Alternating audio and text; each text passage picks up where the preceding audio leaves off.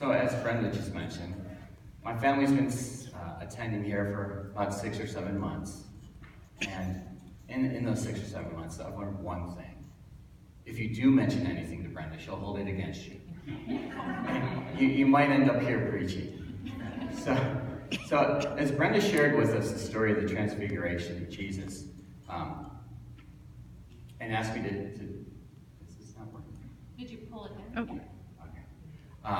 Asked me to preach about the Transfiguration. I knew the basics of the story. You know, Jesus goes up to a mountaintop and blows. That's pretty cool. And Peter, James, and John are there. And Peter wants to build 3 dwellings, which I thought was kind of weird.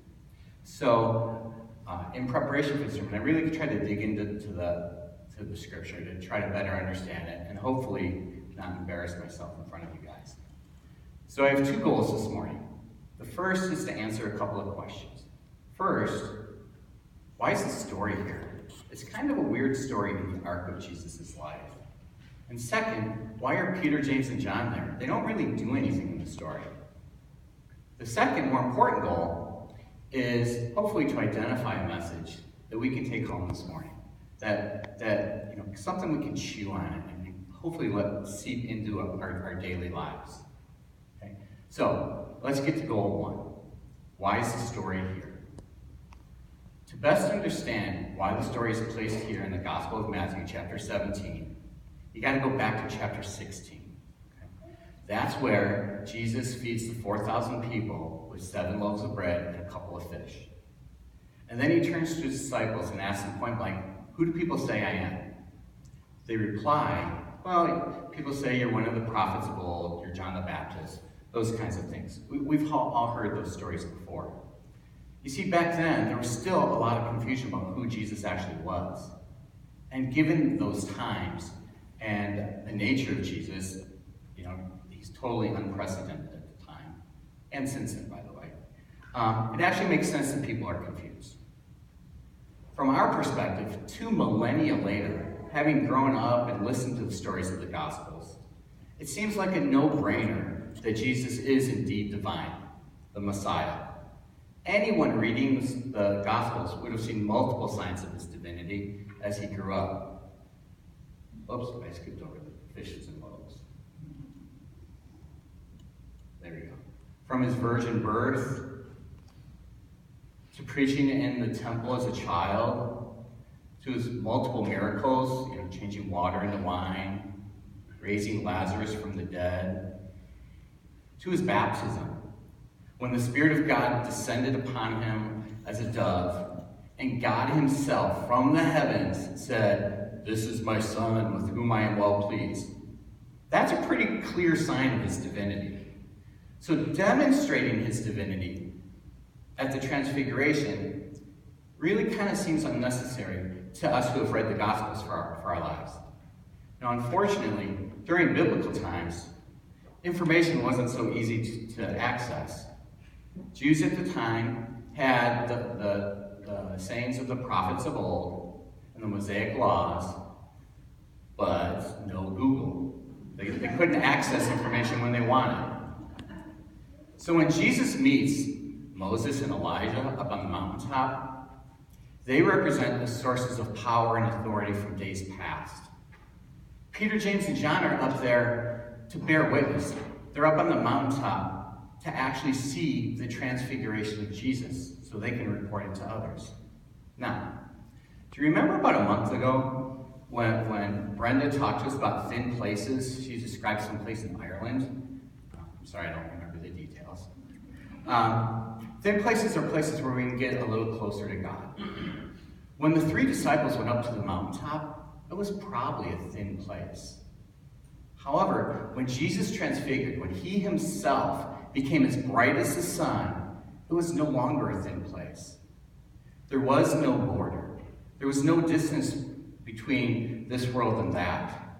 The glory of God shone directly through Jesus, and his brilliance cowered the disciples. But Jesus turns to them and says, "Get up, don't be afraid." And when they look up to Jesus, he's alone. The other 2 are gone, signifying that Jesus is the fulfillment of what came before. No longer did people need Moses or Elijah. Jesus is enough. Jesus is God incarnate. Now, the story could have ended there, and it would have been worth a Cecil B. DeMille movie. Peter senses this and says, hey, we should build 3 dwellings up here on the mountaintop. Now, I kind of get that. Who wouldn't want to commemorate it? Or at least take a selfie and put it on Facebook, Instagram, or Twitter. But Jesus says, no, that's not going to happen. Now that takes me to my second goal. What lesson can we actually take home this morning into our daily lives? Now hopefully, we've all had a mountaintop moment at some time in our lives. Instances where we felt whole, complete, and loved. Such moments can be religious or spiritual. They can be physical. They can be emotional. I've been lucky enough to have a couple of those moments in my life. Some dramatic and loud, some very quiet and personal. One mountaintop moment, of which we all know happened on May 19th, 1953. On that day, 2 people reached the highest of all mountaintops, Mount Everest. There it is. That's Sir Edmund Hillary and his Sherpa Tenzing Norgay. On that day, they completed a task that no one in the history of the planet had ever done. That's a pretty amazing feat, and I'm sure they took a moment up on the mountaintop to reflect on what they had accomplished. Hillary could have figuratively stayed in that moment on the mountaintop and rested on his laurels for the rest of his life. Some people would have. Peter wanted to remain on the mountaintop, but Jesus said no.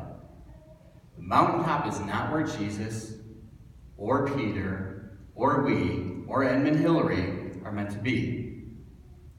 What very few people know about Edmund Hillary is that upon returning to the valleys below, he felt terribly grateful for the hospitality and assistance given to him by the local Nepalese people. So after being knighted by the Queen of England, and traveling all over the world, becoming a huge celebrity, he returned to Nepal and asked the local villagers, how can I help? They simply asked for a school. So Hillary built them a small 3-room school and established the Himalayan Trust. Through his efforts, the Himalayan Trust has built 27 schools, 12 medical centers, and 2 hospitals.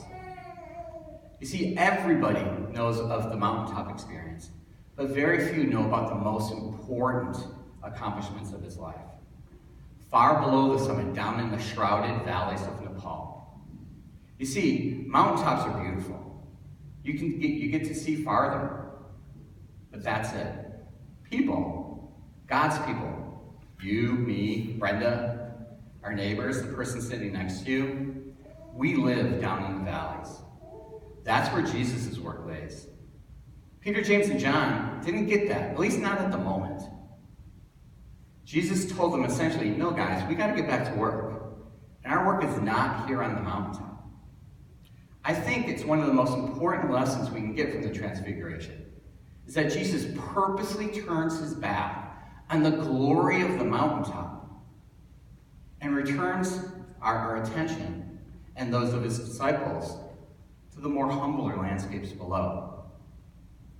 Mountaintops are beautiful and majestic, but nobody lives there. The Christian message is that we are to love God and serve others through our service. So Sir Edmund Hillary chose to use his fame and fortune to serve others. But we don't need to be famous or rich. What we really need is just a little bit of courage. We need to open ourselves up and reach out and share what we do have. It doesn't need to be much. It can be just some milk and cereal for the Corpus Christi house. Or helping out in the choir or bell choir. Or helping out cooking, cleaning, in the community meal. And always stacking chairs afterwards. It can be volunteering with the youth group. It can be inviting a friend to church. It can just be noticing somebody that's hurting and giving them a hug. Or actually being present and really listening to somebody. Or simply, it could really just be a warm smile to a stranger.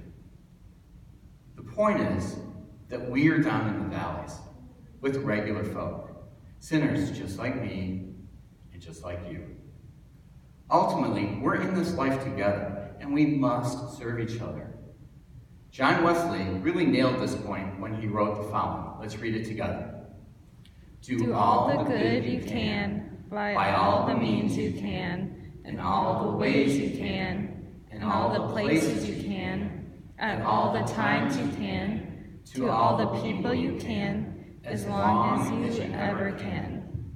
Now that's both intimidating and liberating. Let's look at it more closely. Take a second and slowly reread it to yourselves. I'll wait.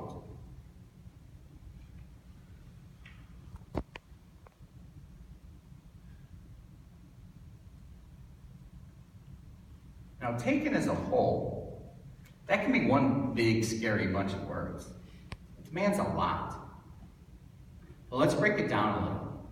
What two words appear up there most frequently?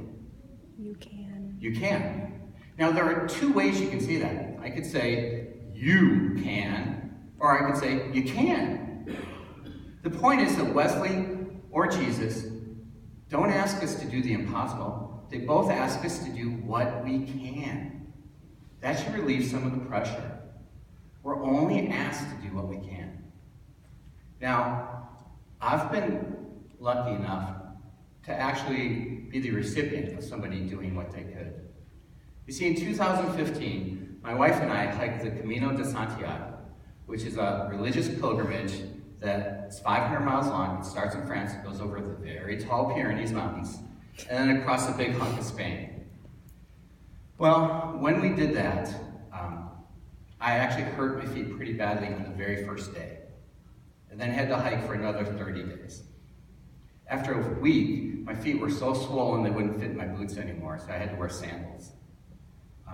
So while hiking, the scenery was often just spectacularly beautiful, but it was really a deep, dark valley for me.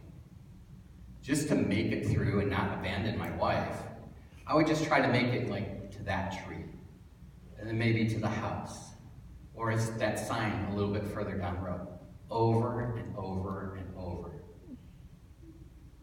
It was really hard. So one day, about 400 miles into the trip, Jackie and I were walking through this small village in the middle of rolling hills covered with orchards. And as we crossed the village square, we happened to see a little old lady.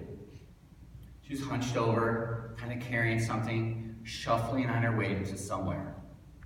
So trying to be friendly, and using my best but still very bad Spanish, I dropped a buenas tardes on her. She hadn't initially noticed us, so we startled her. But then she turned and started slowly shuffling towards us. And without speaking a word, she handed Jackie, my wife, a few of the cherries that she was carrying, and then turned and gave me all the rest. It was a small gesture, but it was what she could do on a very hot day in which I was in miserable pain in my own dark valley. It made all the difference. I swear, those were the best cherries in the history of cherries. It made me forget about my feet. It warmed my heart and put a smile on my face. She was doing what Jesus and Wesley calls us to do. She was being kind to a stranger and just doing what she could. Peter, James, and John couldn't do anything on the mountaintop. They couldn't help anyone up there. Jesus points them and us to where we can. And that's with each other, down here in the less glorious, but more important valley. So may each one of you open yourself up and share your unique brand of God's glory with each other. Do what you can. Amen.